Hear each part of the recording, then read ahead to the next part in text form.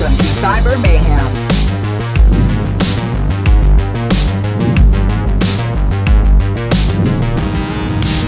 The match will begin in 3, 2, 1. Flags have been planted.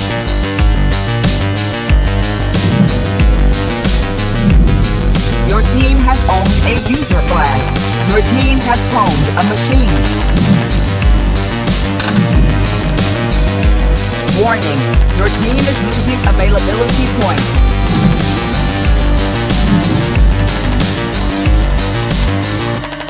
May your experience lead you to victory.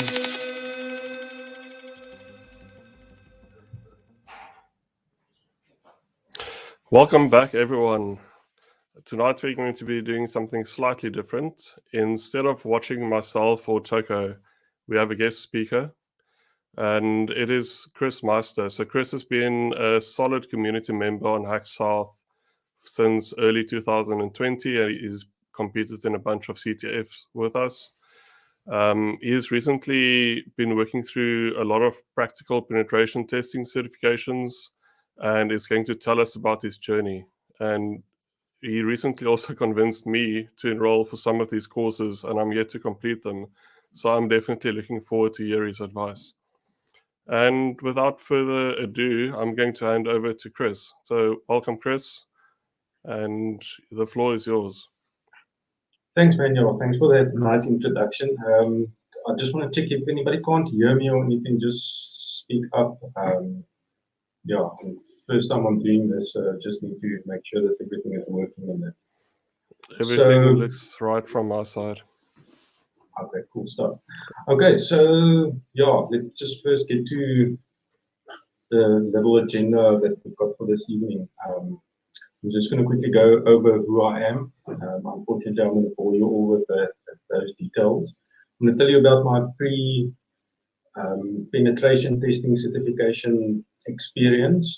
I'm mostly following the offensive security certification routes. So that's what I'm going to be speaking about mostly. I'm going to tell you about my first penetration job that I've got. And then basically just about the actual experience while going through the certifications now. And just go through a little bit of a basic antivirus evasion thing.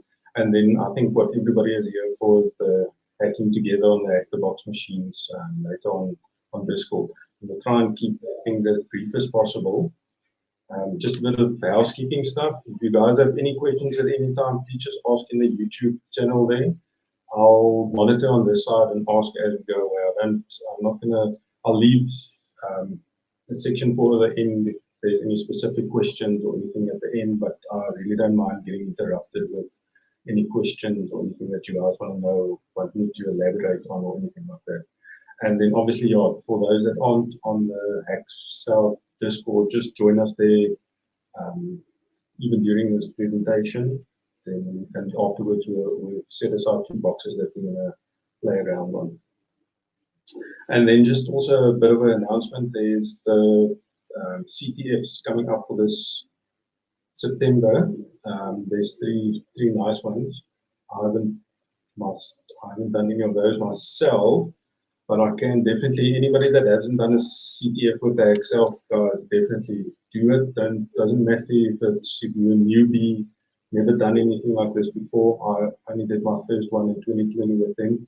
We're completely hooked on it. I wish I had more time to take part in more of the stuff. But yeah, definitely join these guys. You're going to learn a lot. And what's nice about these things is you set aside that specific day, for example, and you know you're going to learn something. You're going to go on Google, you're going to try and go down rabbit holes, but you're definitely going to learn something there. So I think these will probably be on our event part as well. But have a look on the Hack South Discord there. There is a CTF channel there that we'll discuss that. Okay, then let's get down to the stuff then. So basically, my name is Chris Meister. On any of the social media things, you can find me with the handle Chris Meister. I dropped using handles and that quite a number of years ago, so I just go by my name now to try and just keep it uniform. Don't do stuff anymore that I don't want people to be associated with me. So I'm perfectly happy to just go by that name. I'm a hacker, software developer, and a penetration tester as of this year, basically. I'm a Linux geek, anything Linux related.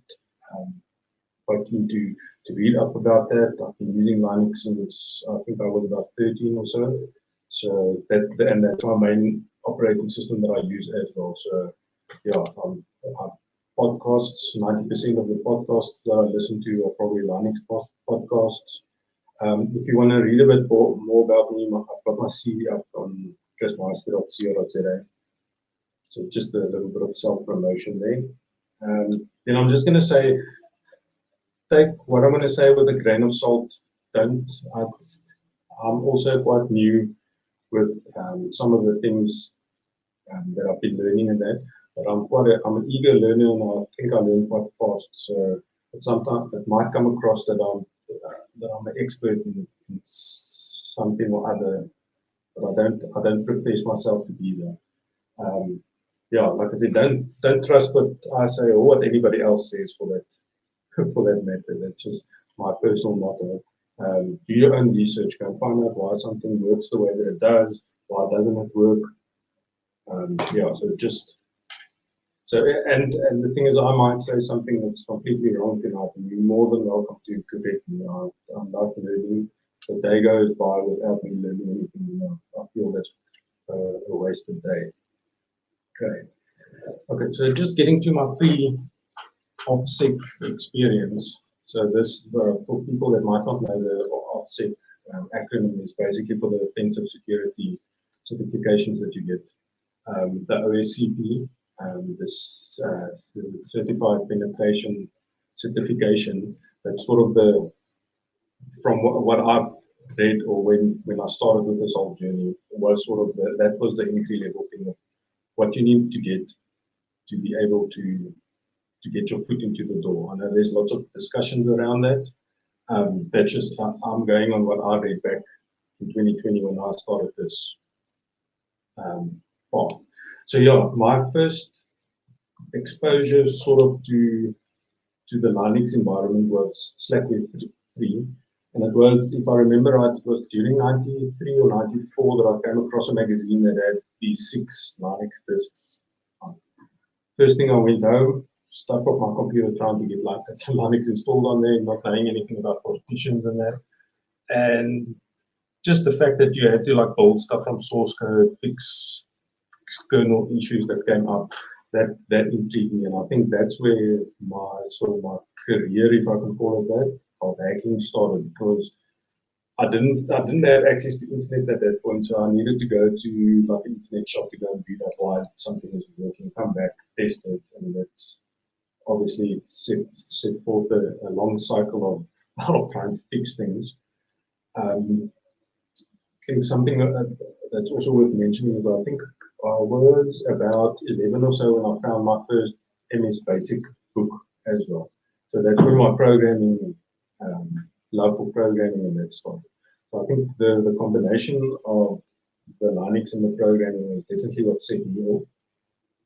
And and what I actually wanted to say is, I know I'm going to talk about myself quite a bit, but I think what I'm trying to accomplish with this is that I think that anybody can get onto the penetration certification route, get this certificate. So I don't think that I'm anything special. So I feel if I can do it, anybody can go ahead and do it if you're willing to put the time and effort in. So me explaining about my history and all that, it's just to give you an idea of where I come from. Okay, so anyway, then I'm not sure of the year exactly, but eventually we got a dial-up modem. And I mean, the first thing that you do when you now get back onto when you get onto the internet is discover IRC, obviously. And I'm sure a lot of people will remember that. I think there's a bit of older folk on the Excel Discord channel that I've met up with. So yeah, there was a lot of stuff that happened there. You could meet up with other hackers and that from all over South Africa. And I mean, that was during the time that you had all these like almost Trojan type software that you could get people to install, and you could control their computer, like Sub7, you had back office and things like that. So it was obviously great fun getting people to install that, taking over their computers, etc.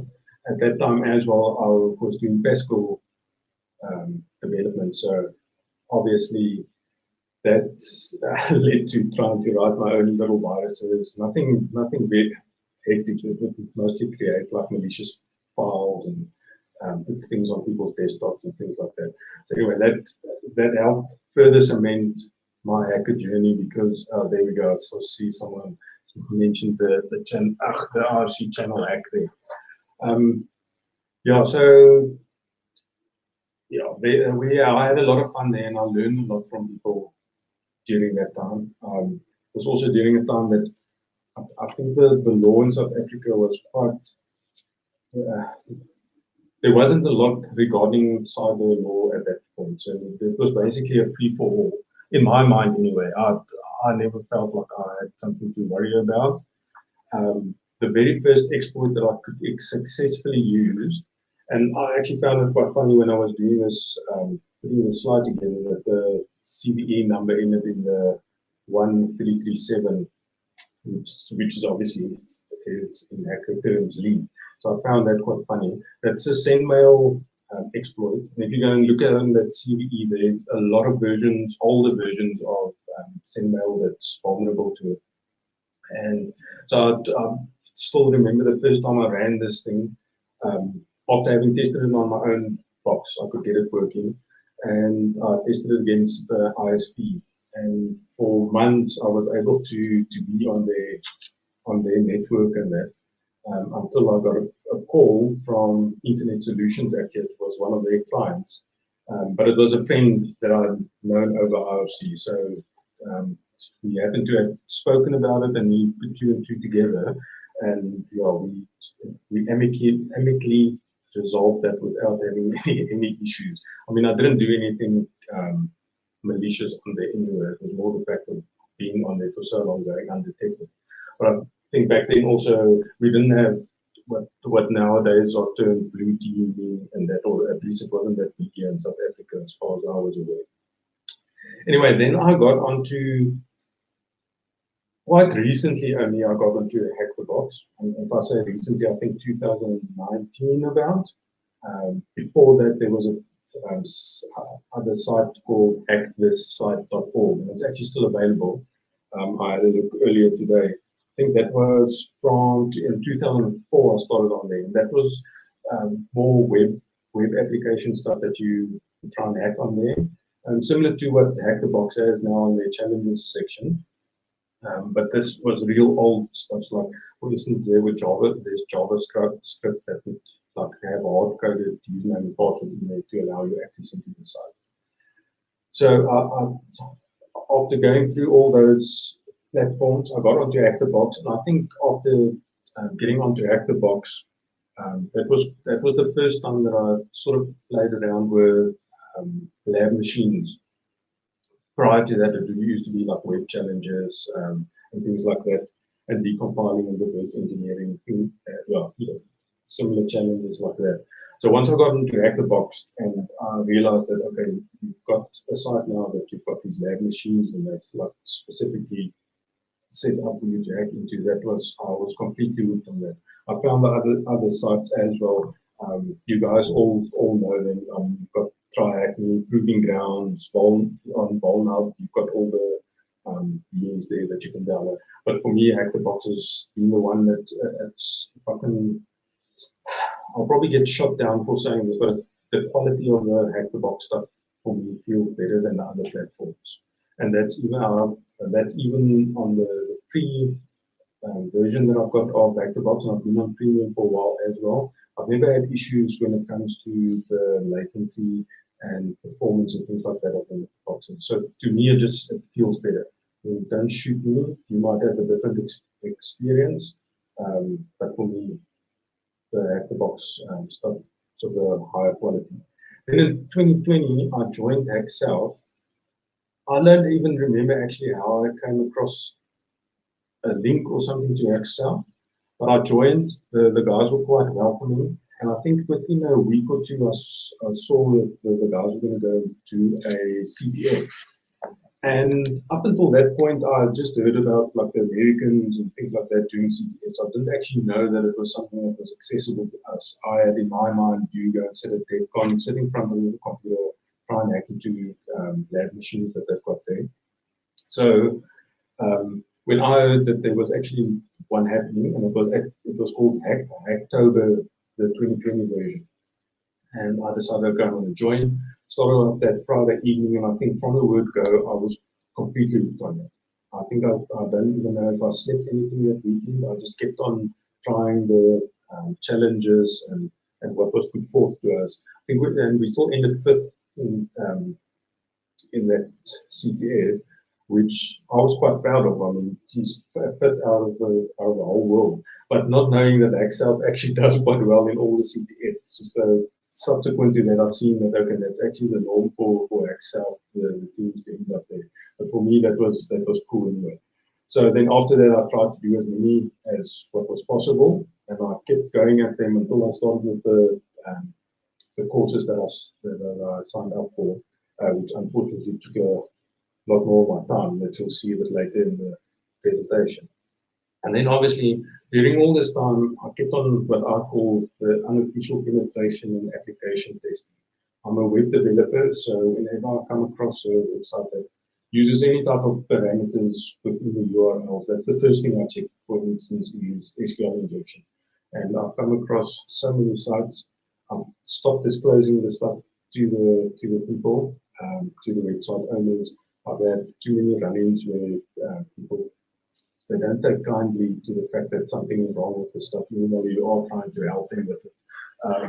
I haven't put in further effort really after a number of threats to find a better way of approaching them. Okay, so that's a little bit of like the hacking thing on myself before I started with the offensive security stuff. Then in terms of work, I started IT support business when I was still in school. From there, I think I ran that for a very long time. At one point, I had 5 technicians working for me, and I was just not enjoying it anymore, and progressed into closing down that business and starting up, or just doing freelance software development through contacts that I built up during that time. So then about for the last 20 years, that's what I've been doing. I've been a software developer. Being a freelancer, I've been able to work on many different types of projects, different programming languages, different platforms. So I've been exposed to quite a bit. I think that also helps me when it comes to the penetration testing now, is that I sort of have an idea of how guys would put together software.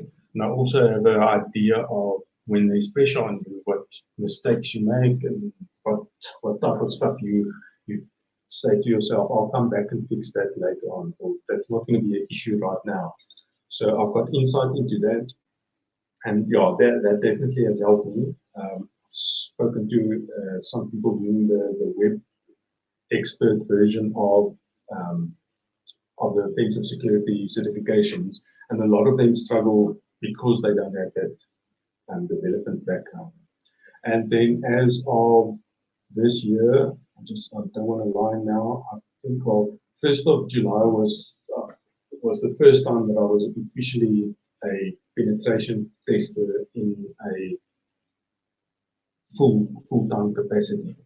Prior to that, someone gave me the opportunity to work for them on a contract basis, which I was grateful for. I'll actually speak about that a bit more now. So, but anyway, yeah, my official job title right now is a penetration tester, which I'm extremely happy for. I've always loved what I do, and that gets me up in the morning. Okay, yeah, so the first penetration testing job that I got, I probably should have said first penetration testing job. I am a bit of a child when it comes to that name still.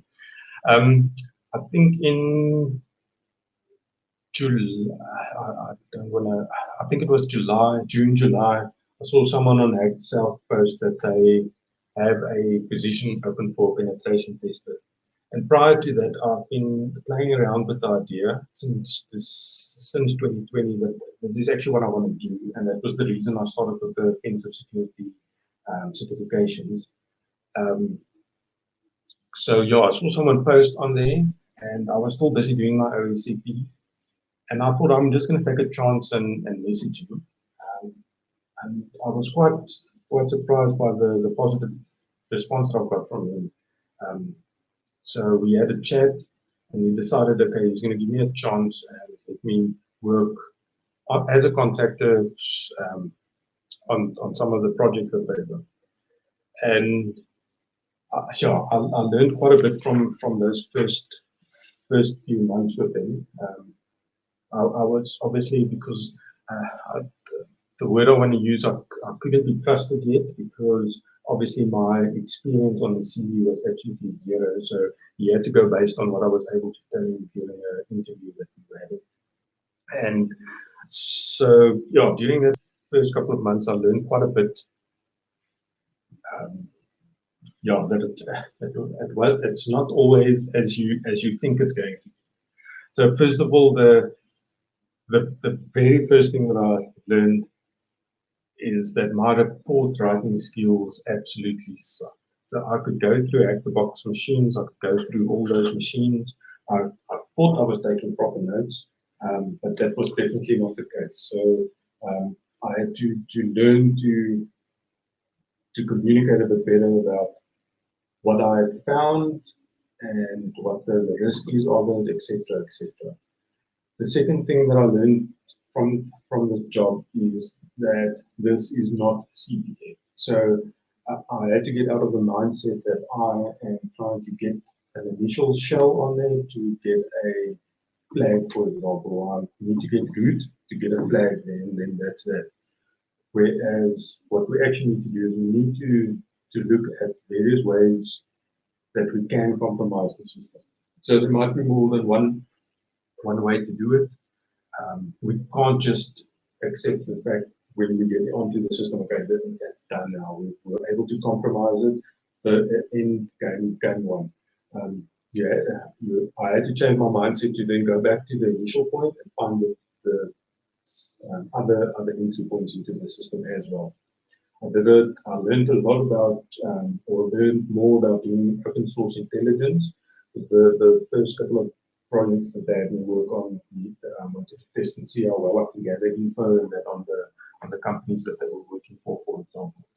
So I sort of started putting a methodology together for myself to do the open source intelligence stuff, especially for the black box engagements that we're doing now.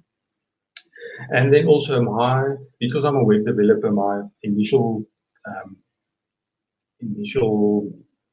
testing point to gain access to a system will always be through a web application. I did spend a lot of time trying to find vulnerabilities in the web application, where if I just stood back and looked at the system as a whole, there were actually a lot easier ways of getting into the system. So that was another thing that I learned. But what helped me with the web stuff is I have been able to find vulnerabilities in web applications where a company has done a couple of penetration tests on those specific web applications already. So yeah, again, I'm going to say I think the web development experience has definitely helped me. And then obviously the very first morning, I'm sorry. So on the 1st of July, I basically started with Checkmark permanently, Checkmark Cyber. Rudy is also on Excel. So I'm extremely grateful for him to give me that opportunity. That morning I woke up and I realized that it's basically the first time that I can go and try and hack into these people, and I'm not going to get end off in jail. So I didn't have to worry about setting up VPNs, didn't have to worry about my IP being logged, etc., etc. So that was quite a nice, liberating feeling to have that. Okay, no one with any questions yet. Okay, then I'm going to get on to the actual thing that you guys perhaps want to know about, which is my offensive security certification journey. So we can expand this to, if you guys want to know anything about any other penetration testing certificates, I'll answer if I know, or perhaps someone else will know about it a bit more. The reason I chose this is that was the research that I did back in 2020 showed me this was going to be the easiest way, or let me not say the easiest way, the best way for me to get into this industry. So yeah, that's where I decided, okay, let's go and research the OSCP. I was astounded by the price that it's going to be to actually do the course. There was this whole mysterious aspect to all these courses while I was busy researching. And that's why I say I hope that after this, at least for some people, it will be, I'm trying to demystify this whole journey. So anyway, I did research, I think December 2020, I signed up. It was also during the COVID time, so it wasn't the best time probably to spend that amount of money. But I just decided I'm going to go, I'm going to give it my all. I signed up for the 90 days, and I said, okay, I'm going to see where this now takes me. And the problem at that stage is I was still doing freelance development work, so that meant that I would work on average probably 10 to 12 hours a day for the clients that I had at that point. So that would mean that if I'm going to spend time on this certification, I'm either going to cut out on work hours, which means lesser income, which wasn't a good idea for during the COVID, the lockdown period, not knowing what's going to happen in the next few months, and now it looks like years. So I decided, okay, I'm going to put aside in the mornings from 3 o'clock till 8 o'clock. I'm going to use those 5 hours every morning to just start going through the course notes, and again, just see where that takes me. So again, when it comes to, I'm quite I think a bit of a compulsive person. So as soon as I started with OSCP, then that became my main focus, to just go through that and do what was required to get it done, basically. Yeah. Okay, so the first thing I did that morning, it was at 2 o'clock on a Sunday morning that I got my course notes, is I got up and I started reading through the notes that were available. And later in the day, I went to a printing shop and I had them print out and I speak under correction now, I think the OSCP is 700, 800 pages. And anybody wants to correct me on that, I'm not going to open the PDF now just to check that. But there was a large amount of pages that once printed out looked quite intimidating. So I started, I didn't actually know how to start because you also get videos to go through. So I decided, okay, I'm sitting in the mornings 3 till 8 doing this. I don't want to wake up the wife and the kid, having the speakers playing that time in the morning. So I'm just going to go through the notes. So I started with that, and I made sure that I did every single exercise. I documented each of them in I set up a cherry tree note-taking thing for myself, branched out there for every exercise, went through that. I did every extra miles. And then eventually I lost a bit of steam in terms of my dedication to do all the exercises, because I started skipping one here and there. It was a little bit of a burnout, I think, a mild version of it, I can call it that. So I started skipping the exercises and some of the extra miles as well, which would come to bite me as later on, because when you do the exam, you can get an extra 5 marks. Is it 5 or 10 marks? Yeah, extra 5 marks. Okay, I can't remember now if it's 5 or 10. You can get extra marks for presenting a all your exercises at the end of the day, or just after your exam, which is only 5 marks out of the 100, but that would come to save my ass actually in hindsight. So because the week before my exam, I decided, okay, let me just go back, do all the exercises, make sure I've got that report together, and just have that as a backup. So I eventually went to go and do all the exercises, the extra miles. And sorry, I speak as if everybody knows about extra miles and all that. Extra miles. So okay, first of all, you've got the course notes. Every chapter or every section within the chapter might have an exercise or two for you to do to cement what you've just learned in that chapter. Then, and that exercise is normally quite straightforward to do. You use the course notes and you're able to do it.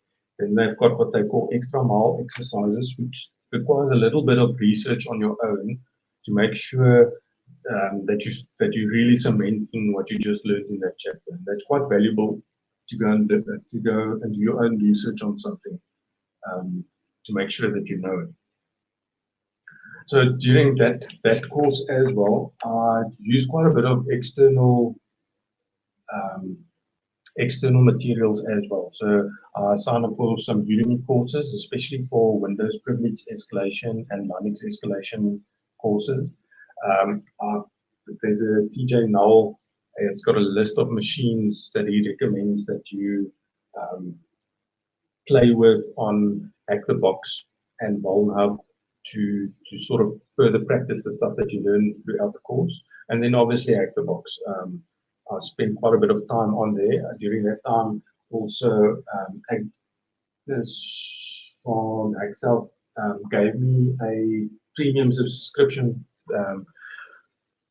for Hack the Box based on one on the CTF challenge that we won. So I had for 3 months, I had a premium subscription there, so I had access to all the retired boxes. I went through probably all of them, or all of them that I could. And then at the end, you've got access to the OSCP labs. That's also an environment where there's a bunch of machines that you can try and hack through. Wayne, I'm going to answer that for you just now. There's a bunch of machines in the lab that you can hack through. Then you can, there's various stuff, like everything in the course notes you're going to be tested with in the lab. Again, you can get an extra 5 marks for filling in a report of 10 of the machines that you've done in the lab. And I recommend doing that because that actually teaches you, or showed me, my shortcomings in my note-taking abilities when it came to the machines. Because initially the first 10 boxes that I did on OSCP, I just absolutely sped through them. I took almost no notes. Eventually when Peanuts, that's on Hackself as well, the two of us were doing OSCP roughly at the same time. When he would ask me, or we would discuss one of the boxes, for example, I would realize that, okay, I'm going back to my notes, but I couldn't actually tell him what I did. I had the screenshots of the user, of the local, and the proof flag, but I could actually not tell him what I did on that box, especially if it was a week later when I didn't have it fresh in my mind. So I had to go back and start learning how to take proper notes, make sure that I've got all my stuff there for me. And that's a good thing that I spent time on that, because that cemented my the foundation for me for going forward on all these other certifications that I'm doing now, and especially in the work environment as well. Okay. Just to get to, I just want to see how that. Okay, so Wayne's asking how much the course costs. If you go to offensive security, I actually just want to load it because I don't want to talk nonsense. I know that they offer it now as a package. Just give me a second. Okay, so for $999, so $999, you're able to now get a 365-day access to Okay, someone can maybe just check that. I don't want to spend too much time going on the website. But yeah, okay, there I see Angus has actually answered there already.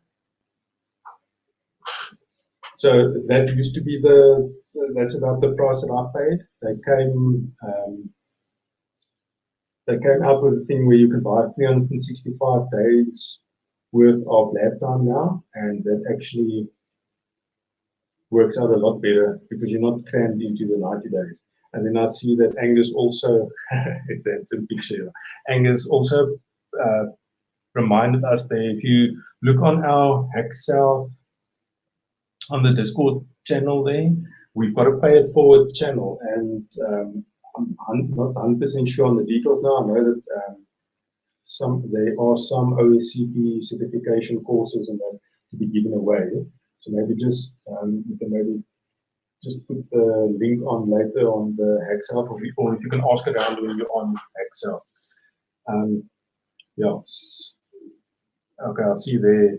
Our man Helix, there, the 365 days is going to cost you 31,000 to manage. That is a lot of money. Like I said earlier, for me, that was sort of the thing that I needed to have to break into this industry. It might not be true. There's people that might disagree with me. That is just the route that I've decided to take. Okay, so further during the course, I just want to. Okay, so let's talk about the exam day. Okay, so.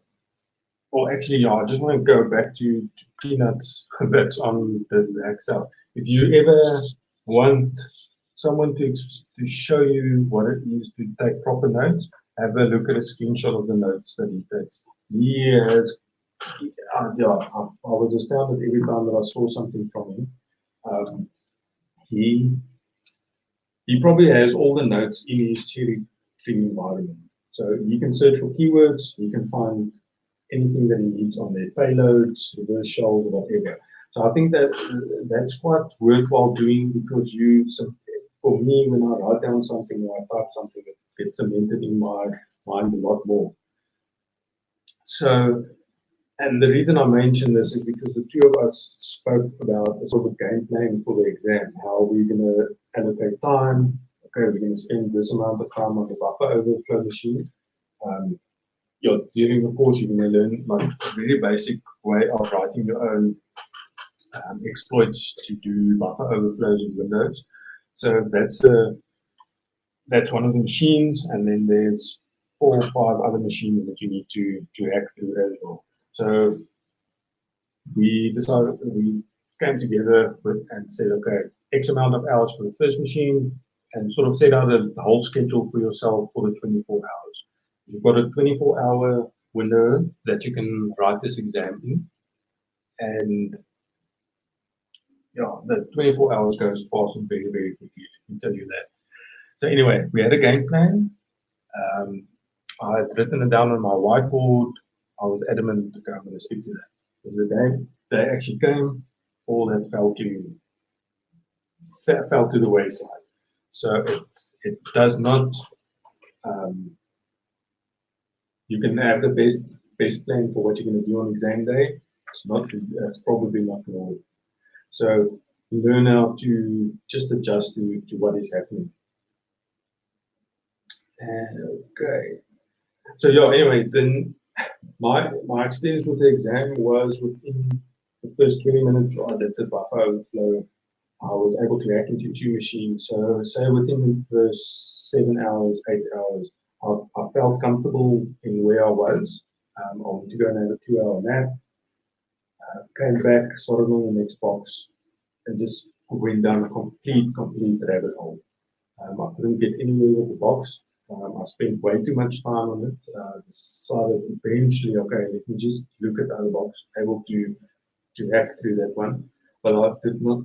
I was borderline on having enough points or not.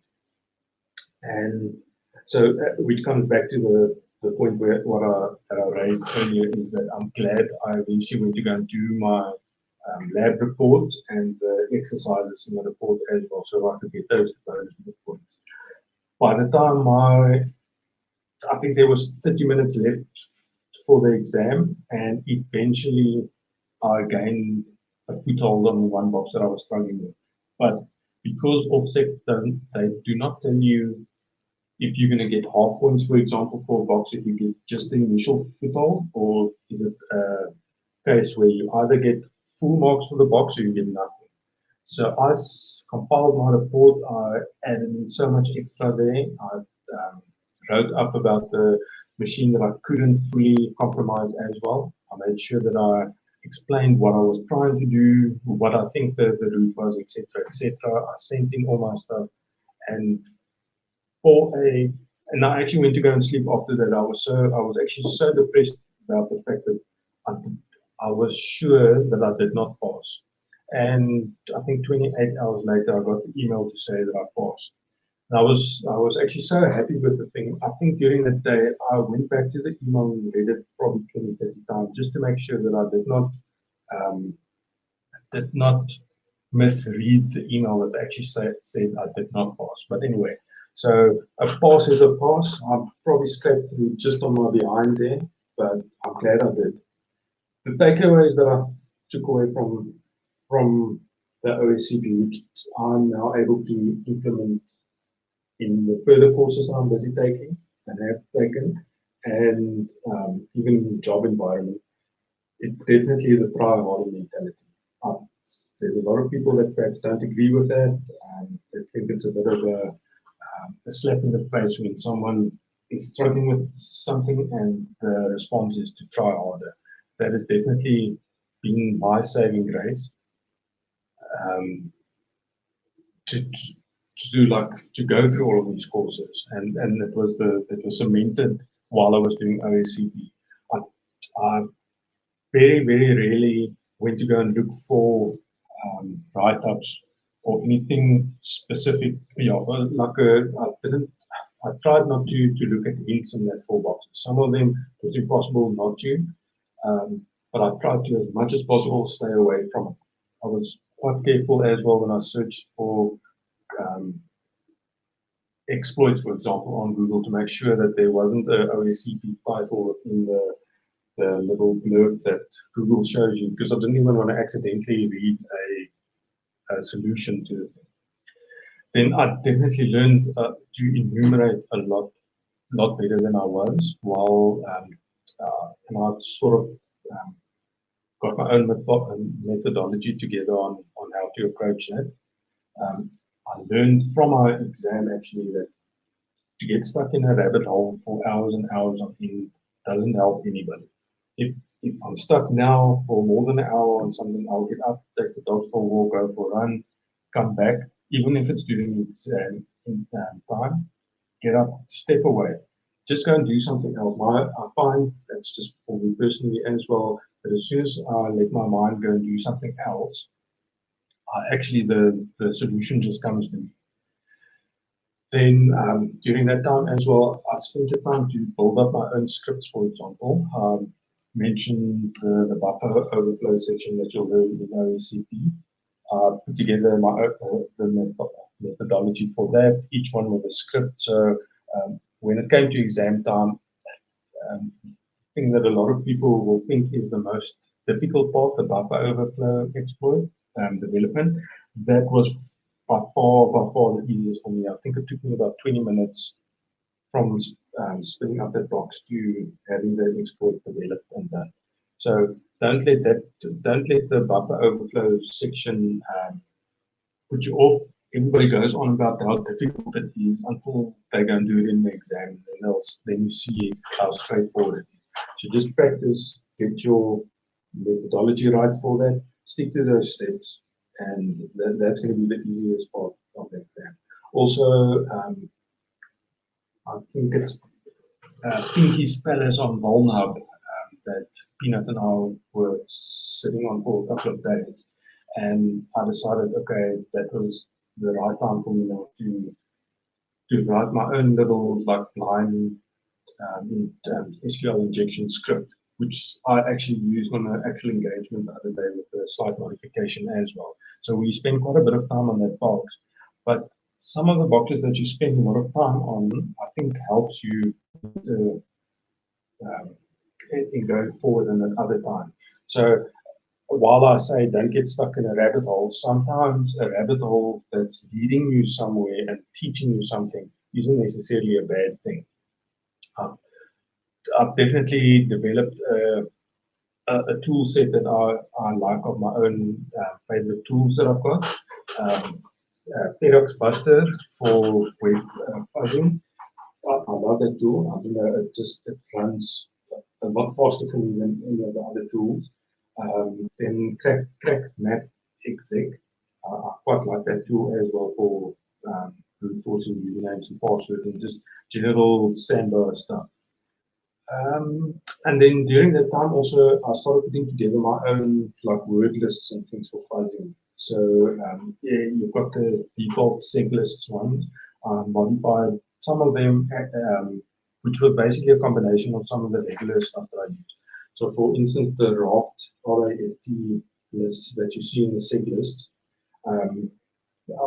most of the time use those ones, and I've had quite a bit of success in actual engagements as well. So I just started putting that together with some extensions and things like that.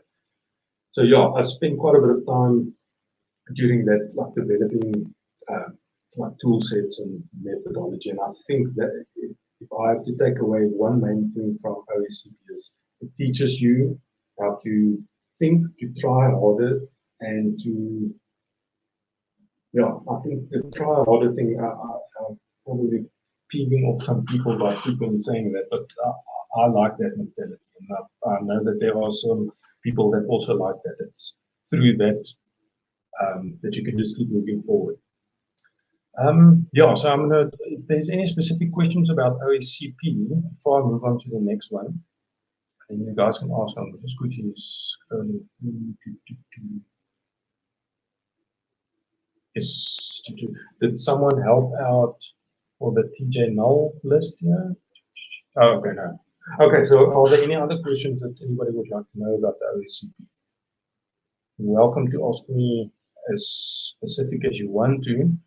Just know that there is a bit of secrecy around the exam environment and the stuff within the course itself, that I can, in broad terms,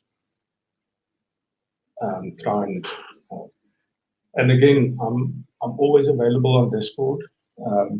I actually quite like helping people. So if you, for instance, busy with your ACP, I might not remember the boxes and that so well, as I explained that I didn't take as that could have notes. But I'm perfectly happy to help you with stuff if you're getting stuck. I find that that's the best way that I learn as well, is by helping other people. Okay.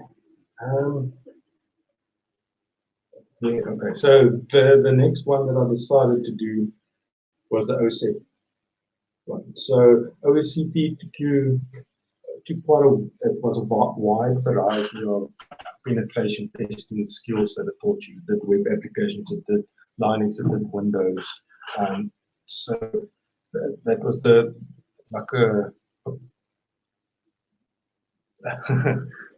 okay, I'm glad I'm not the only one with bad notes. Okay, so yeah, the OSCP teaches you a wide array of stuff. And I've often had people ask me, so if I compare OSCP to OSEP or OSWE, for example, what do I think is more difficult? And to me, you can't really compare the two, because they teach completely separate and different things. OSCP was definitely difficult. I am not surprised that there are so many people that need a second and third time to get through that course. Okay, so again, OSCP, I signed up basically as soon as I found out that I passed OSEP. I signed up for pretty much just after finding out that I passed OSCP. It was during this time also that I had just started working for Checkmark. So what was nice about that now is that I was afforded the opportunity to actually go and study during work hours um, when there isn't other like major work to be done. As long as I kept to my targets and all that, then there wasn't any issue. So that was quite nice. But because of my nature, I was in the habit of getting up in the morning. So I kept on doing this course through that time as well. I'd gotten into a nice habit. What I did for this one is for a while,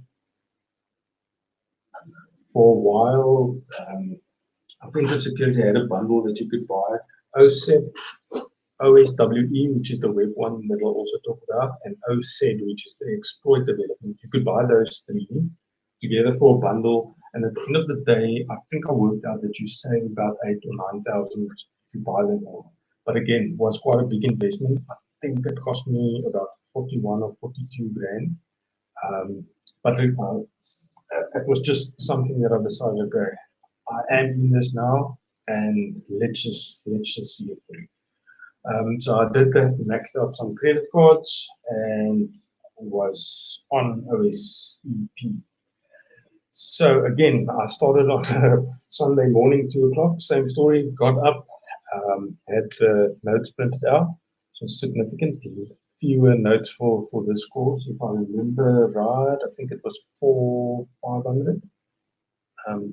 The focus of this one would be predominantly antivirus evasion, as well as Active Directory attacks. So those are the two main ones. There is Linux lateral movement stuff in there, Ansible playbooks, things like that. That's a little bit more advanced than the stuff that you would learn in OSCP.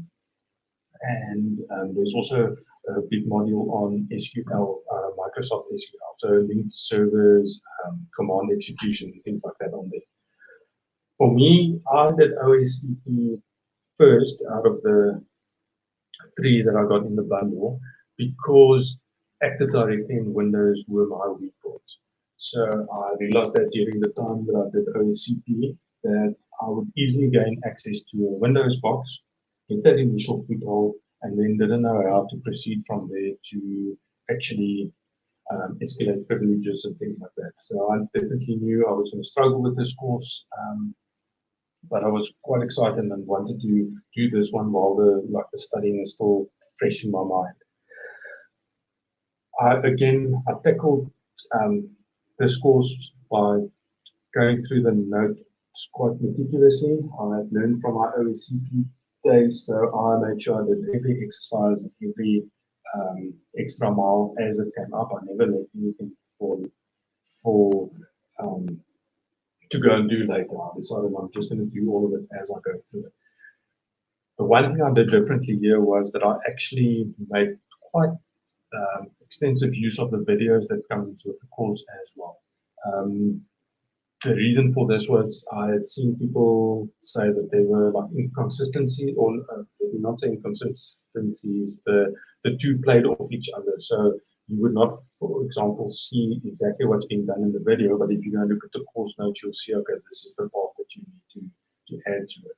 So I basically sat with the videos playing, course notes in front of me, and on my other screen, I was doing what needed to be done.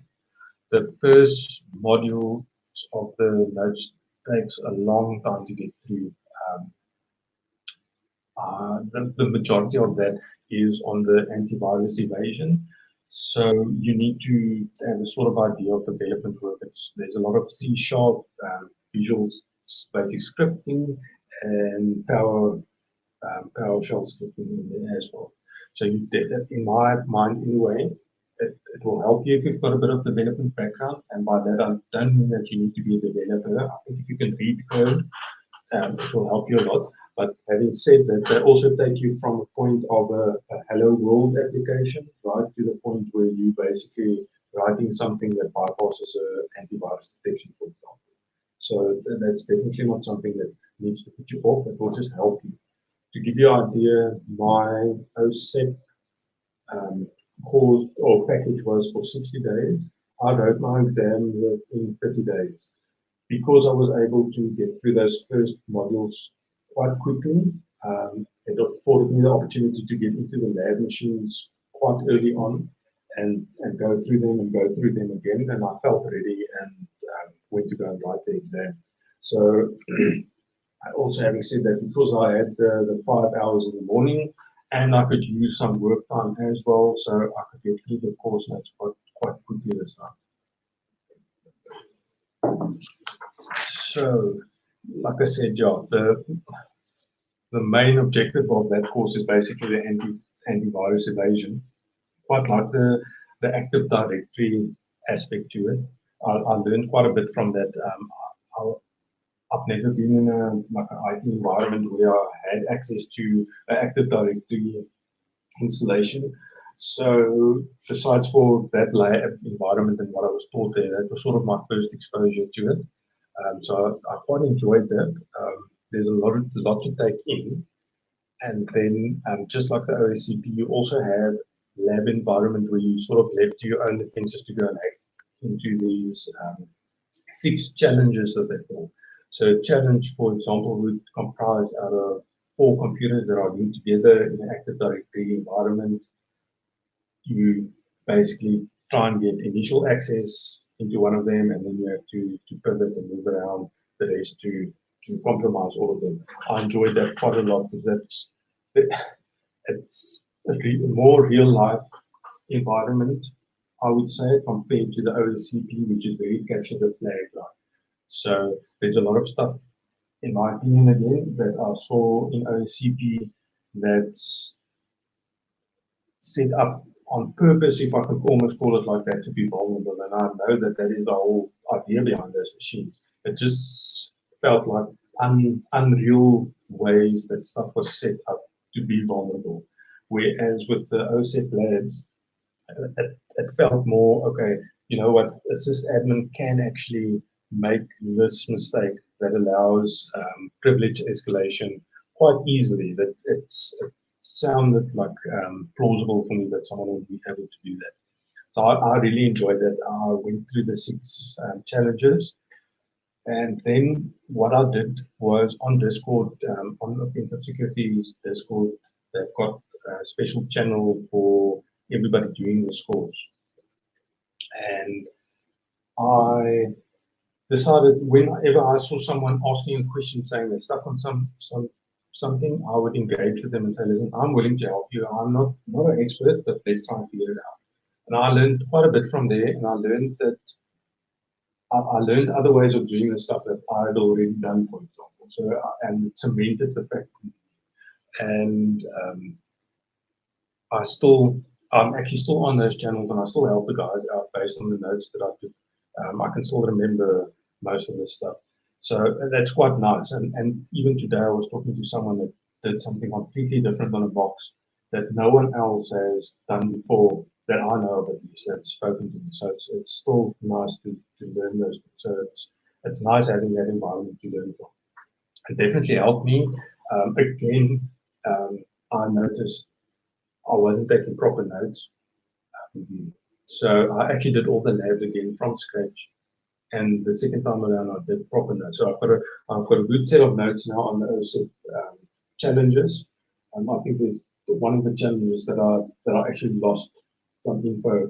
So that's the only one that I don't have all the proper notes for. But now when someone asks me, I can go to my notes and I can easily help them. And then, yeah, like I said, I quite enjoy that. Yeah, so then, like I said, I think in 32 days, I was able to work through the course notes. I did the lab machines twice, and I decided I'm going to schedule my exam while all of this is still fresh in my mind. And yeah, so exam day came. This time I did not have a game plan. The only preparation I did for this in terms of like outside of the computer environment and all that, I made sure I had enough like healthy snacks. I had everything here close by. I didn't have to go anywhere if I needed something. I was going to be comfortable. I had learned from someone else in prior times as well, where I had to stay awake for quite a while. Just as a side note, I am like an ultra distance runner as well, so I am used to being on my feet, for example, for 38 hours while running. So this exam that was 48 hours wasn't anything funny for me if I needed to stay awake. The problem is I knew that as soon as I start crossing certain hours of being awake, you don't function as you don't function to your full ability. So I think perhaps my only like game plan sort of was was gonna try and sleep at certain intervals. I don't even know what those hours were that I set for myself. But I do know that during the exam, I made sure that I ate. I didn't just have like caffeine drinks. I had lots of water, like all those fuzzy things, if I can call it that. That had nothing actually to do with the hacking itself. So then, yeah, exam day came, and yeah, I quite enjoyed that exam. Initially, I was a bit overwhelmed with what you're given. Um, I'm going to try and say as much as I can without getting into trouble, because I've invested so much money in the certification process. I don't want to get kicked out or whatever for saying something stupid. But yeah, I was a bit overwhelmed with what I was given, and I decided, okay, to take a step back. When that is called cherry tree. Okay, I see there people. Yes, yeah, it's nice guys just answering.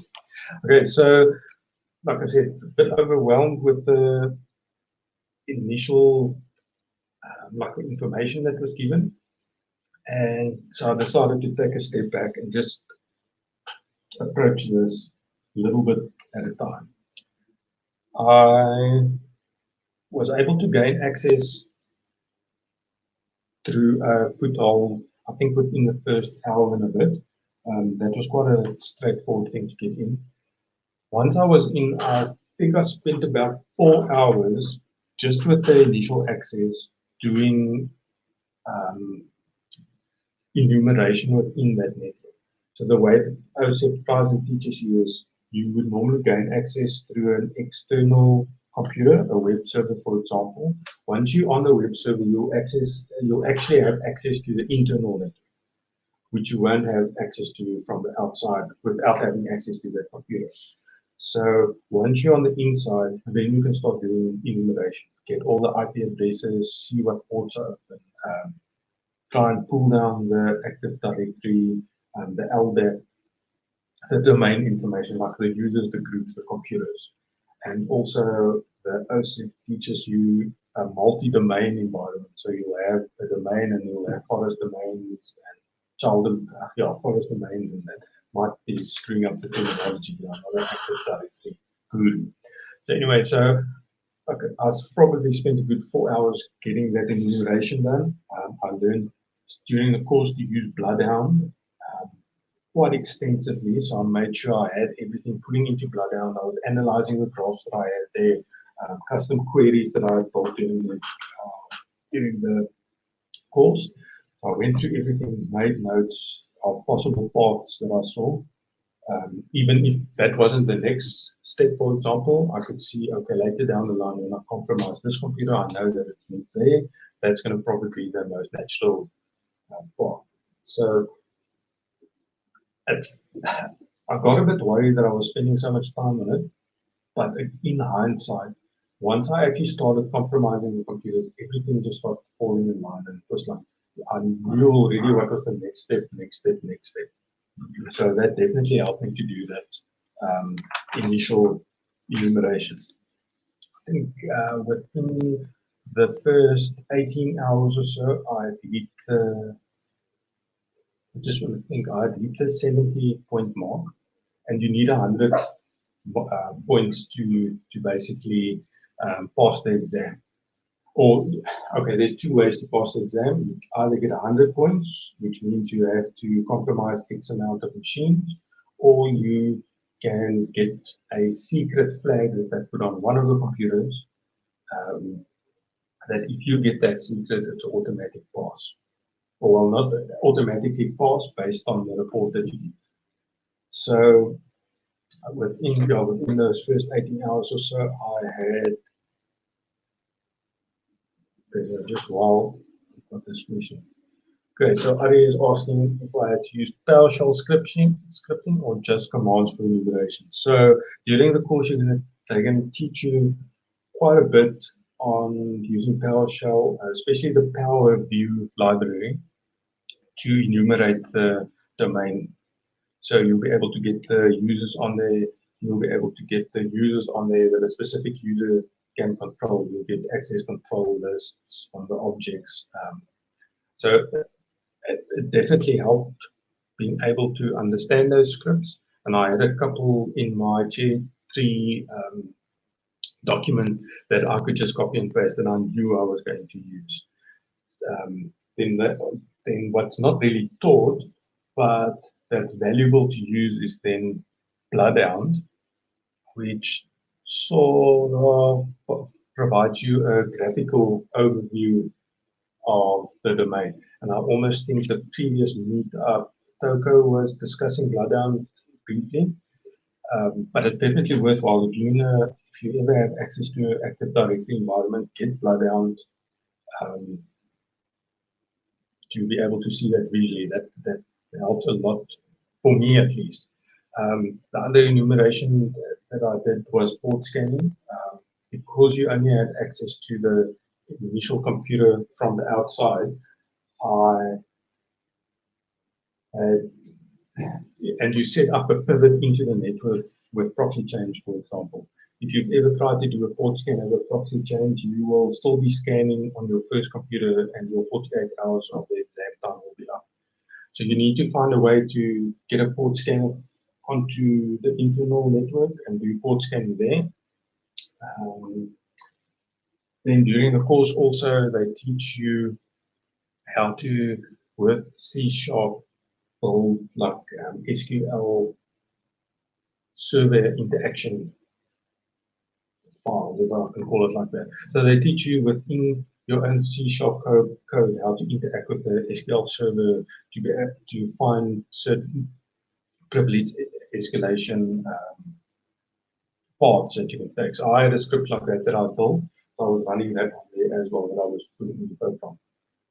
Okay, so I hope that answered that question on the enumeration.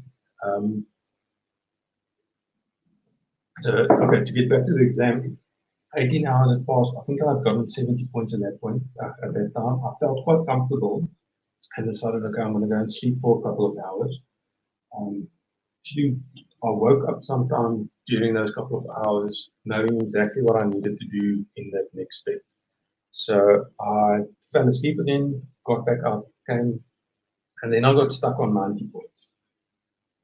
And then I think that took a couple of hours, and eventually I figured out I was typing something with the extra of the digit, the 1 digit. There's an SID that I was copying and pasting, and yeah, so I was copying that wrong. So when I got that right, I was amazed to see that it took me 2 more steps and I had access to the secret file. And to me, that was like, it felt easy to get to that point. And I read through the exam guide, I read through the exam FAQ, I read through the exam instructions over and over to make sure that I understood that if I do have access to this secret flag, I'm basically finished. I, for some reason, just didn't want to believe that, okay, that was the end of it.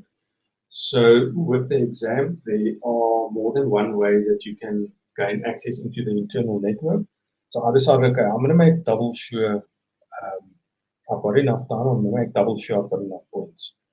So I compromised the network from the other point as well and carried on until I got stuck at another point further in the network. But by that time, I had made sure that I had enough points on point basis to pass it, as well as the secret. And I think that was about at 28, at 28 hours ago. I went to go and have another nap, woke up, and then I spent the last 6 hours of the exam just writing my report. I still had access into the lab environment, up in the exam environment, so I could take screenshots, and make sure that my report wasn't going to be the reason that I failed. And anybody doing any of the offensive security courses, make sure that you read those requirements that they give you within your exam instructions as well as the FAQ. Because I actually read yesterday that there was a guy that failed based on not having the host name in one of the screenshots. So it's something as simple as that.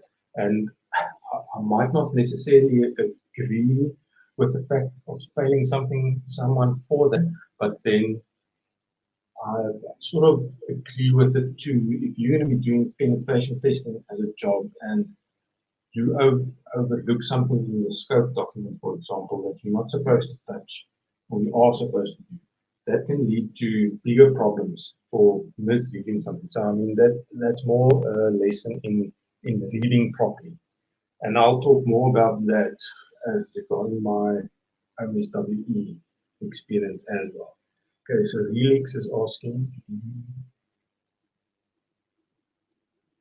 Yeah, see, that's now a point of contention because I don't think that I'm allowed to say anything like that just based on what someone was actually discussing on Discord a couple of days ago.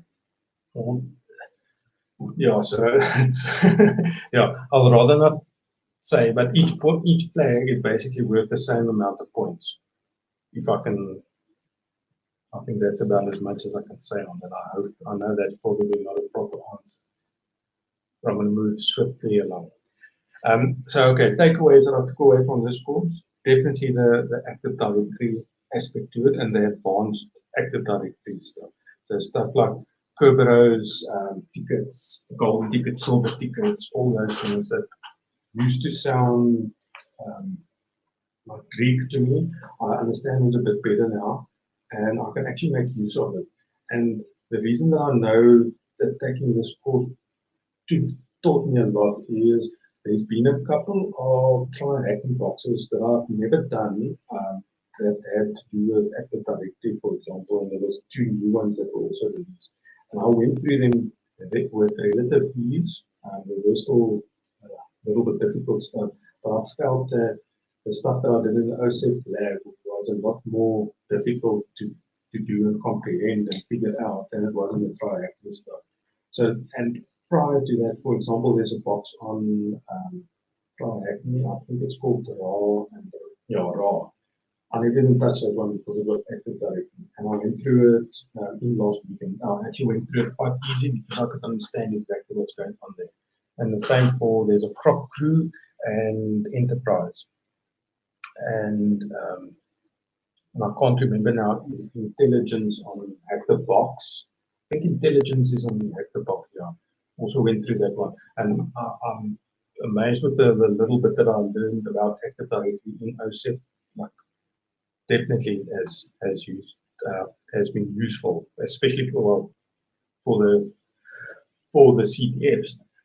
In actual engagements, I understand the Active Directory stuff a bit better now. I just think that the clients or the engagements that I've been exposed to in this short time hasn't been as involved as it is within OSEP. So they aren't,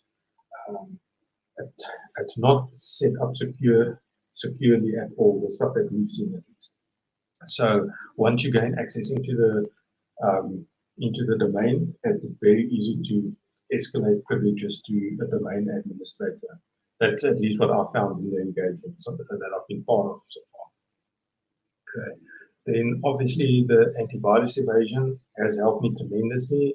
As of, I think, at the beginning of August, I actually encountered a computer that had Sophos, I'm not sure if I'm pronouncing it right, the antivirus installed on there, so I couldn't get the interpreter shell on there. It was killing everything that I was trying to put on the box. And decided, you know what, why not use what I learned in the course? I put together an interpreter shell that I did some basic encoding on, and that's actually what I'll show right at the end of this presentation. I see now it's 7:15 already. Are you guys still fine for me to carry on working on, or didn't actually realize I'm talking so much. Okay, just throw a thumbs down there if you guys would rather want to speed through this stuff a bit quick. Otherwise, yeah, okay, so there's definitely, I took away a lot from OSEP that I can actually use now, and I feel comfortable as soon as I hit a Windows box now that I at least know that I can progress from there. I don't feel bewildered when I see a Windows box anymore. That's now, it feels a lot easier. I definitely recommend this to anybody that's going to pursue like a penetration testing career, or even just for CTF boxes. I mean, yeah. Okay, if there's any questions on the OSEP stuff, I promise I'll do the OSWE a little bit quicker. Okay, if there's no questions, then I'm going to move on to that.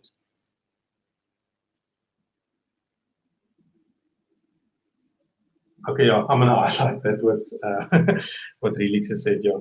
The Shigata Ganai encoding on the interpreter is definitely not what it used to be. There's the XOR dynamic one that's also available for the 64-bit. There's been talk about that works quite well, but I mean, in my opinion, and again, that's just my opinion, anything that's freely available and that's shown in research and all that, eventually is going to be seen by the antivirus developers as well, and that's going to be included in their signature detections and all that. So, yeah, I don't think that encoding, and I even found the encryption part of it that doesn't work as well as you would think.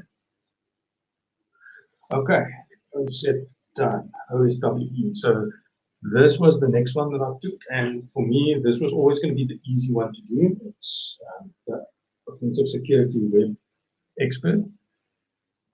Yeah, because that's exactly in my wheelhouse, web development. That's what I've been doing for years and years and years now. Okay, so again, for some reason started again on a Sunday morning, 2 o'clock. Same story, printed out the notes. Again, I worked through this course using the yeah. We will get to that call. Let's highlight this point because we will get to that comment just now. Yeah, so again, I used the videos and the course notes at the same time, made sure again I did all the exercises, all the labs, made quite a bit of notes. I want to say that there was nothing in the notes that I hadn't come across yet in any of the CTFs that we've done or in other like the box challenges and things like that. There was nothing, concepts at least, not exactly the same way, but the concepts and things that are taught in there is the stuff that if you do any web challenge, for example, you might come across cross-site scripting, SQL injection. There was deserialization, template injection, things like that. So if you're going to do any CTF, you're likely to come across the stuff that you get taught in that course. Again, I don't know how someone can do this specific course without a development background, but there are people that are doing it. So don't let that discourage you. I just don't know how you could do it because 95% of the time of this course you are spending looking at code, doing code reviews in order to determine where there is a vulnerability. And it's also not just one language. You'll do Node.js, PHP, Java, and C#, for example. So they teach you to decompile exe, for example, back to C#, look at the code, debug it, find where the vulnerability is before you exploit it. So again, I don't know how the guys do it that do not have the development background. Again, I was able to get through this course quite quickly. I think it was about 25 days or so. I finished the course notes, and again, you had like the challenges at the end that you can spend time on. So I think by the time that I'd finished the exam and that I still had 25 days or something left on my lab time. But again, that's just because I could go through the notes so quickly because I had come across all the concepts and things that they were speaking about. For this one, I spent quite a bit of time doing extra challenges as well. There's a guy actually that did the course that put together some of his own web challenges. So I went through them. I found that quite valuable come exam time. Again, I was sitting on the Discord channel of OSEP, and I was helping other people and at the same time learning from them as well. Okay, so then a day or two before the exam, I actually went through Portsfigure as well, just through some of the like intro things, just to make sure that I, in my mind, have like a plan of, well, not a plan, but it was still fresh in my mind for these different types of web attacks. So exam came, I was going to approach it the same with the OSEP, that I felt that worked for me. Make sure you eat enough, sleep, blah, blah, all those fuzzy things. So I started, and I knew it was going to kick me in the butt. Everybody that was asking me about the course, I said how easy it is, and I wasn't actually worried about the exam at all. But in those exact same sentences, and whenever I said it to someone, I said, I hope what I'm saying now is not going to come and bite me in the butt. And I think it did. Because the first couple of hours, I was sitting, staring at code, and I just could not figure out what it is that they want us to do. You're given a couple of applications. You treat them both as, I might be mistaken now.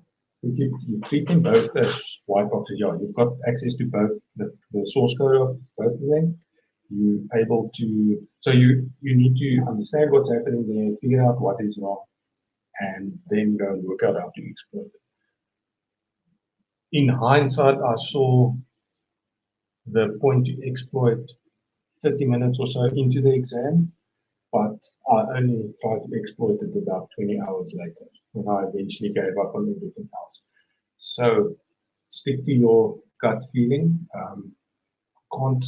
The reason I didn't want to exploit it is, in my mind, it was going to take, I needed more time for that section to run than I had time in the exam, but based on my calculations, which were wrong, obviously, at that point. So anyway, and so I moved on to the second application, eventually found something that worked there. I was able to exploit it, get the exploit written. So for the exam, and they say that in the exam guide as well, there's a multi-step process involved to getting the mode code execution and exploiting the machine. So, for example, you might have a cross-site scripting bug that you need to exploit to trick an admin user to send you his cookie, and then you use that cookie to log in and then get SQL injection. And from SQL injection, you get access to something else that allows you the mode code execution. So the difficult part let's say the easy part is for people to figure out those steps. The difficult part is that you then have to take those steps and put it into one exploit. So you have to provide them with a Python script, for example, that does all those things automatically. So a lot of people struggle with that. I found it relatively easy to do that part, but it is because I'm a developer. So, and I actually I find it quite satisfying to be able to write that exploit that does all those steps, and at the end you see all the status messages coming up, and then all of a sudden you've got the reverse shell popping up on your other terminal. So I really enjoyed this course. Okay, back to the exam though. I've done that, finished the first box, or the second box, so I came back to the first one. Problem with this exam is you basically have to either get full marks or you don't pass, just based on how the points are split in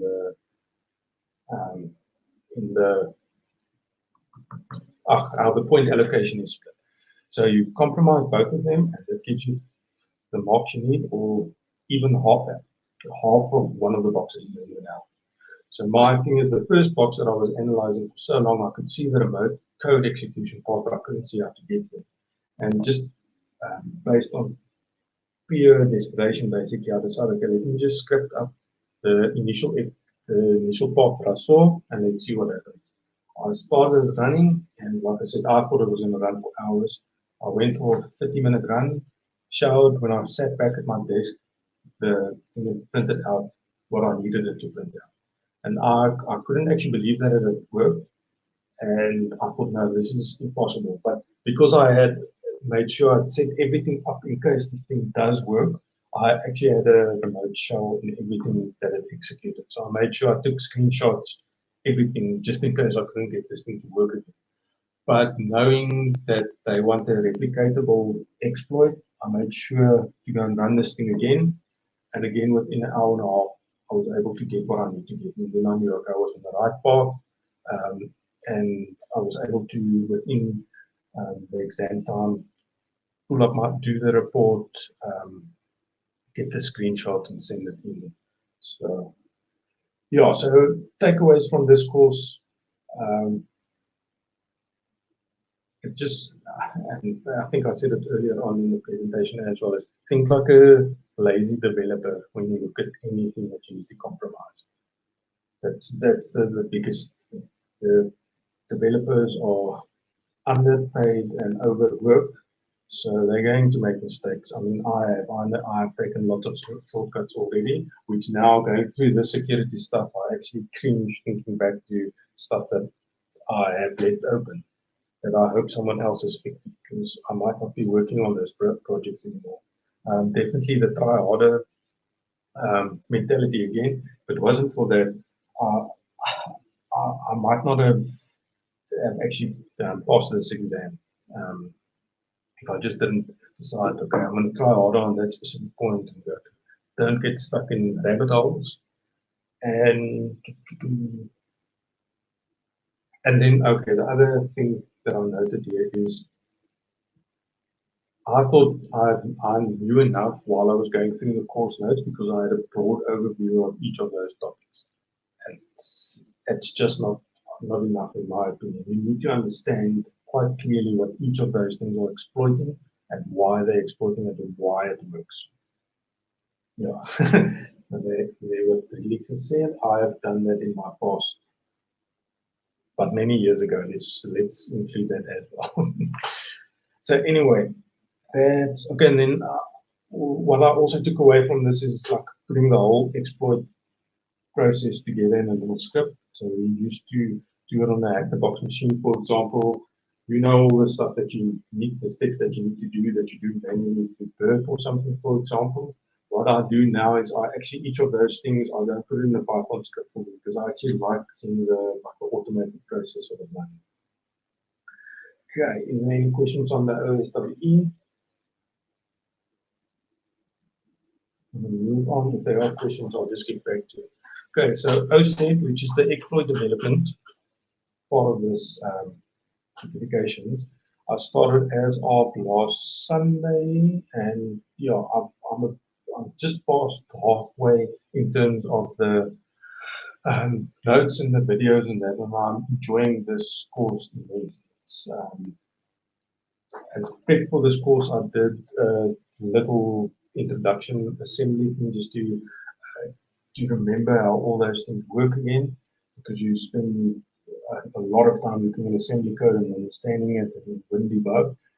I'm quite enjoying this. I definitely know and knew this was going to be the one that's the most difficult for me, perhaps, but I'm enjoying this quite a bit. I think also, again, the development background is helping me here. I can understand the concepts and that, and I can understand how the flow of stuff works. Yeah, so I'm enjoying that. It's early days now, so I can do a Stack Overflow and what is it? I can order a Stack Exchange handler, ACH override. I can write the egg hunter, so yeah, it's quite fun stuff to learn here. So if all goes well, I should write this exam at the end of October-ish, and hopefully also pass it. So that is still to be seen. Okay, so that's basically the end of the OPSEC part. Yeah, are there any questions? I'm not gonna keep you guys a lot longer. I'm sorry that it's taken so long. I'm just gonna quickly go through like basic antivirus evasion, and then we can move on to hack the box. Okay, so basically what I'm going to be saying here now is really basic antivirus evasion, but what I'm going to show you here is exactly what I use to pass Defender or get bypass Windows Defender and that Sophos antivirus. So it does work. So normally with the antivirus programs, the detection works on signatures, so it looks at specific bytes within the files that it encounters. And so it obviously has like a database of signatures that it compares it against, and then it knows, okay, this exe is actually an interpreter shell, for example. So let's pick it up as that. Then you get a heuristic based one. Oh, and most antivirus things include all of these as one. Now, they might be listed separately, but all of them should do all this. Heuristic is basically has a look at the characteristics of the file and what it does. I think that's similar to the behavior based. I'm not sure why I've got that separately now, unless I'm misunderstanding. But anyway, so the other way that it does is it has a look and see what does the file do. So, for example, so let's look at the interpreter, the encoding, that Shakata Kanai encoding. There might be specific procedures within that code to decode the shell before it runs. So Defender, for example, can pick up, and I'm going to just highlight this because it's as simple as that sometimes. So the encoding or the decoding of the shell code can even be picked up because of the way that it's done. So it's not necessarily the shell code itself that's always picked up, but it can be the way that it's decoding. Then you've got obviously on disk, so it scans the files that are being saved onto the computer before it's run. And there's a saying that they say the disk is lava. So you never want to put a file down on the disk, for example, because the detection rate on the disk itself is a lot higher. And then you've got in-memory scanning as well. I can't comment too much on the in-memory thing. I found that most of the stuff is relatively easily bypassed by using like PowerShell when you inject into like running processes and that. So again, I'm not an expert on this. I'm just giving you my take on it. Then you can do encoders, which is the most simple form of just changing the shell code by doing an XOR operation or a Caesar, which means you shift the bytes to either side, or you can solve it with a key. And like Relix has mentioned here in the channel, like even splitting up words and things sometimes help.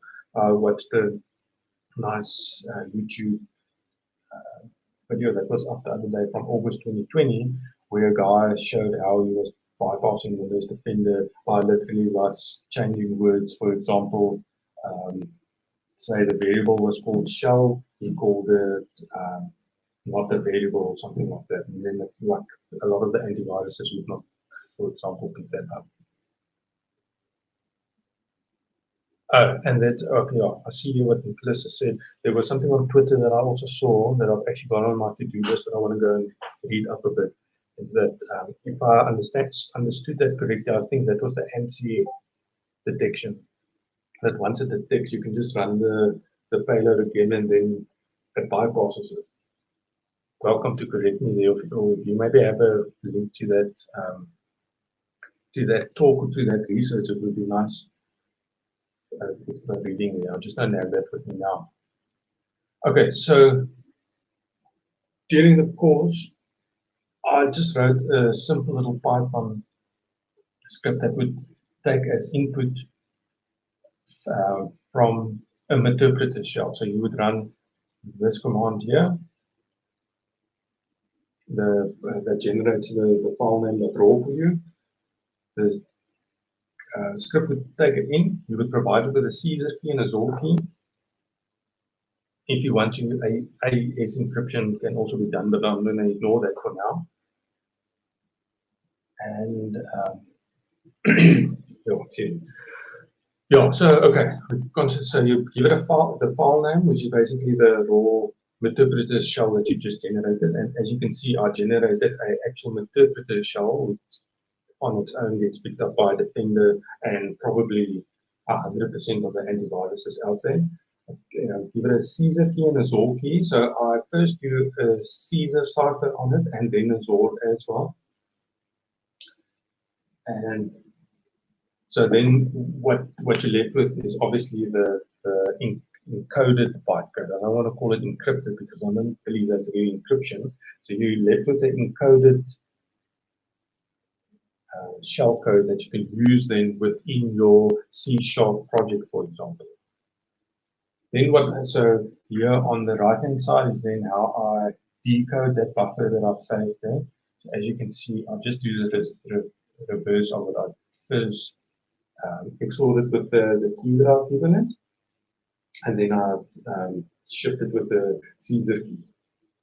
So what you're left with is the actual buffer that you want to run, which is then your interpreter code.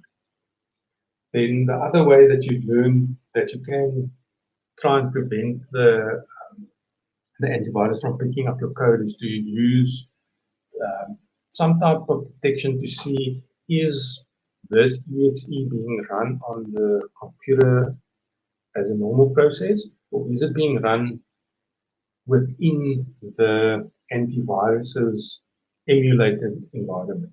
So for a antivirus program to analyze your exe, it needs to run it in some type of sandbox environment to see what it does. So there's a couple of ways that you can get past it. The simple ones to explain is within the sandbox environment, because it does not want to, it wants to use the least amount of resources and least amount of time. Sleep function will be ignored, if I can call it like that, within the sandbox environment. So if we go and see, okay, we are specifically telling our program to sleep for 2 seconds.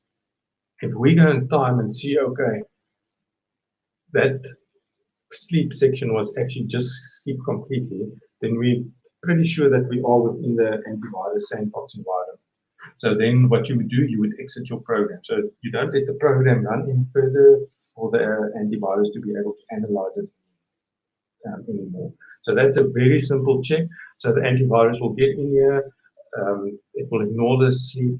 Will say, okay, your program will say, okay, listen, this thing did not sleep for the amount of time that I told it to sleep. You're most likely in an antivirus sandbox. Let's just exit the process. So the antivirus then gets a program that did nothing and exited. So it assumes that, okay, we're fine. We're fine. So let's run this program then. And then it runs it normally. And in normal circumstances, the process will wait for 2 seconds. It will carry on. You'll skip this part because it did wait, and then your code can actually execute. Okay. There's other stuff to do as well. For example, there's research being done that this virtual alloc x luma function does not run properly. Or I don't know what the terminology is now, but it runs differently within the sandbox environment. Or I actually think this does not run at all. So it will always return a null value if this section is run within your sandbox environment. So again, that's another check that you can do. For instance, your antivirus was able to detect this part, get past this part, but then we also do this check to see if we're in an emulated environment. And again, we return and let the program exit, and the antivirus will know, okay, this program isn't done to do anything bad, so let's just continue with that. And then there's various other checks that you learn throughout the course as well to use. And then if you go and search AV evasion on Google, you will come across almost daily there's new research being done on that. So even like what I've listed here is the scan that I ran on this to show that the Defender and Sophos but it didn't detect this shellcode that I put in here. So only 7 out of 26 antiviruses actually detected the specific code. But I can guarantee you now, if I can run this again, it's probably going to have changed that it does actually detect it.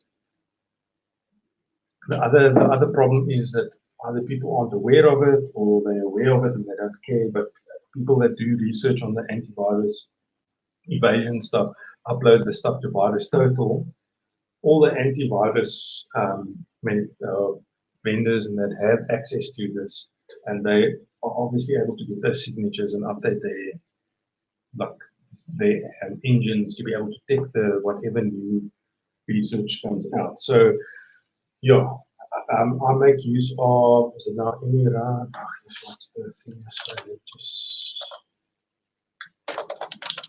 Antiscan.me.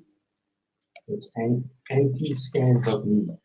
It's they do not distribute any of the results, so you can upload on there. It does. You do run out of free credits on that quite quickly on there. So I found, and actually with the engagement, what I did was that I found the Sophos free version of the Sophos being installed on my own lab machine, and that's how I tested to make sure that I could get past it before I actually attempted it on the live environment. I know it wasn't necessarily the exact same version and all that, but I gambled with the fact that they should use relatively similar engines and that on the underlying.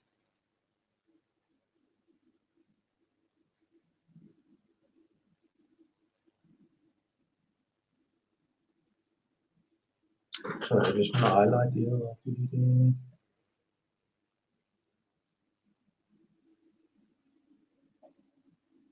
Okay, yeah. So, sorry, I'm not going to comment on it because I don't know anything about it. Okay, then just as an extra thing, what I've done, and this is what I used through the OSEP course as well, because every OSEP box that you're going to handle will have antivirus and Defender on. And the tool that we all like using is WinPS to quickly determine what privilege escalation routes there are on the box. So I decided, okay, I'm going to encode the actual exe of the WinPS.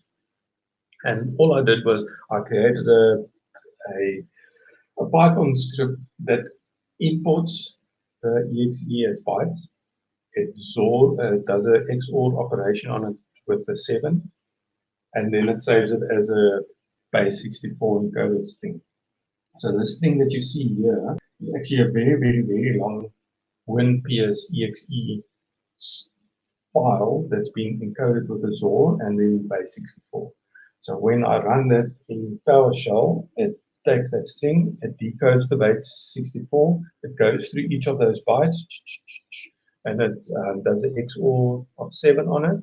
So what you're left with here, that bytes array will contain the actual exe that I initially encoded, and using the reflection assembly call, I load those bytes, and then you can execute the WinPS program using this program main method there. So this is a PowerShell script that I've got saved on my computer, set up HTTP, and run it directly from there. So this goes into memory and run, and throughout the OSEP course, not one of the boxes detected that I was running WinPS on. So again, this is such a simple method of just encoding it differently. And I mean, I've had this discussion as well with Rudy from Checkmark. These encodings are left up to your imagination. You can do a lot of things with that to make that code look completely different, to bypass any signature detection at the end of the day. But then again, it comes down to the antivirus perhaps picking up on the decoding processes that might be running.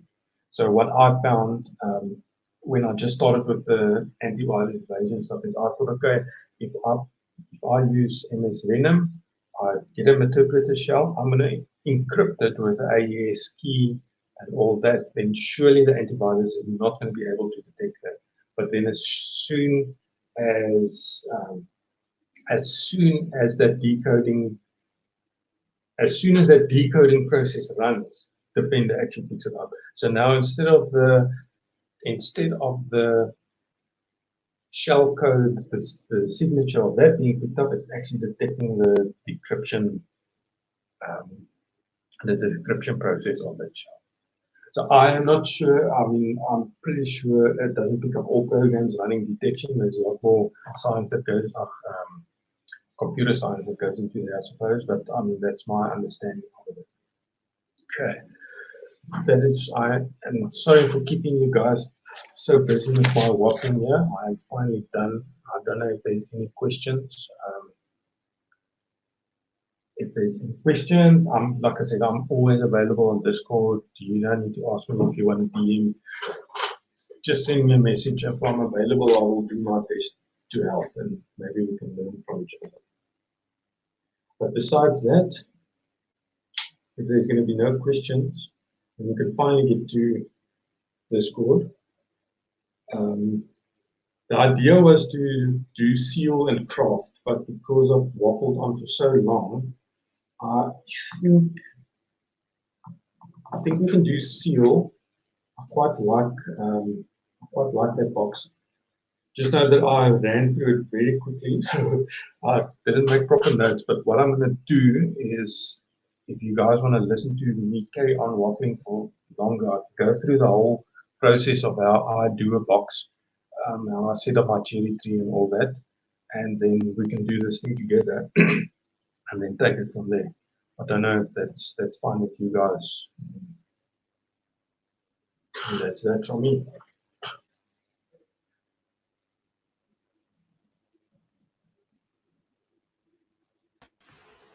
Sounds good. Thanks, Chris. Can we maybe just take a 10-minute break and then continue on Discord? Cool. So I'll be there at 8 o'clock again. Don't know if the guys want to ask so long if to get set up on the hack the box, the VPN and all that. But I'm just going to grab a cup of coffee and I'll be back. So if anybody needs help, and then we can see and maybe start just after 8 o'clock. Okay, great. I'm going to end this broadcast. Thanks again. I think this was awesome information. Yeah, thanks for the opportunity. Enjoy.